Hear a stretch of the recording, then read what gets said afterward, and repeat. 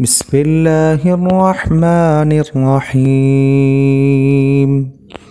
هل أتاك حديث الغاشية؟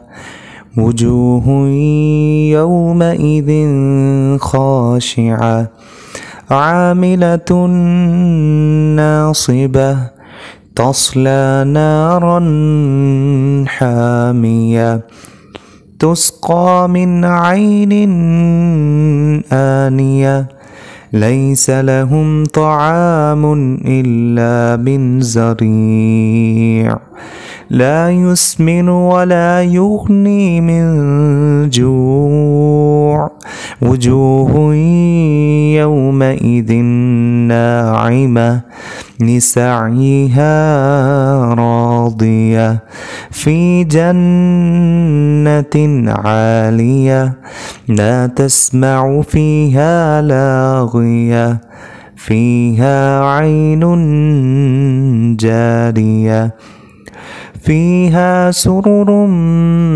مرفوعة وأكواب موضوعة ونمارق مصفوفة وزرابي مبثوثة أفلا ينظرون إلى الإبل كيف خلقت وإلى السماء